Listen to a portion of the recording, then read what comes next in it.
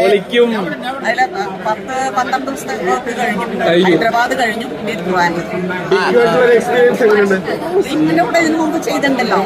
ഈ സിനിമയിൽ കോമ്പിനേഷൻ ഉണ്ടോന്ന് അറിയില്ല എനിക്ക്. ഞാൻ പെപ്പയുടെ അമ്മയാണ്. പെപ്പയുടെ ലുക്ക് കണ്ടിട്ട് ഭയങ്കര ട്രെൻഡിങ് ആണ്. ചെറിയ കോളേജ് പിള്ളേരെ പോലെ പറഞ്ഞല്ലേ. ചെറിയ പയ്യനെ പെപ്പയുടെ അമ്മയായിട്ട് ഇതുവരെ കുറച്ചുകൂടി ചെറുതായിരിക്കുമ്പോഴുള്ള പെപ്പയെ കളി പഠിപ്പിക്കുന്ന സ്റ്റേജ് പടം ഇറ്റടിക്കുന്ന ആൾക്കാരൊക്കെ പറഞ്ഞേ.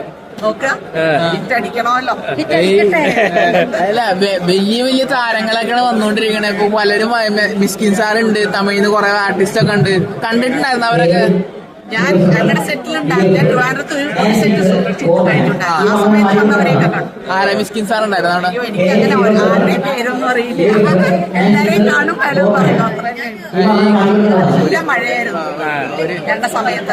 എന്റെ സമയത്ത് അല്ല, അതുകൊണ്ടാണ് ബ്രേക്ക് ചെയ്തിട്ട് ഹൈദരാബാദ് ആക്കിയത്. ഹൈദരാബാദിനെ കഴിഞ്ഞു. ക്രിക്കറ്റ് അങ്ങനെ ഉണ്ടായിരുന്നു? ക്രിക്കറ്റ് കളി കണ്ടൂല. പൊരിഞ്ഞ മഴയൊക്കെയായിരുന്നു എല്ലാം ചെയ്തത്. അപ്പൊ അത് കാരണം വരുമ്പോ അറിയാം എന്തായിരിക്കും കോലം. ദുൽഖർ വേറൊരു കെറ്റപ്പിലാന്നൊക്കെ പറയുന്നത് സത്യമാണോ? ദുൽഖറെ കണ്ടില്ല. ദുൽഖർ എന്താ ജോയിൻ ചെയ്യാന്നറിയോ? അറിയത്തില്ല. ട്രിവാൻഡ്രത്ത് ഷൂട്ട് ഉണ്ടായിരുന്ന എത്ര? 4 ദിവസം. റിലീസ് എപ്പോഴാണെന്ന് പറഞ്ഞു? ഡിസംബറിലായിരിക്കും പറയണ്ടേ? ഒന്നും അറിയില്ല. ഇനി എവിടെ ഷൂട്ടിംഗ് പറഞ്ഞിട്ടുള്ളത്? എവിടെ? ഇനി ട്രിവാൻഡ്രത്താണ്. അപ്പൊ ഹൈദരാബാദ് കഴിഞ്ഞ് ഇനി ട്രിവാൻഡ്രത്തേക്കാണ് ലൊക്കേഷൻ മാറാൻ. ഗംഭീര പ്രൊജക്ടിന്റെ ഭാഗമാണ്. ഗെയിം പറയുമ്പോ വലിയ പ്രൊജക്ട് അല്ലേ?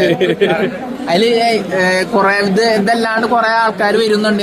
സൂര്യൊക്കെ തമിഴിന്ന് വരുന്നുണ്ട് പറഞ്ഞിട്ടുണ്ടായിരുന്നേ.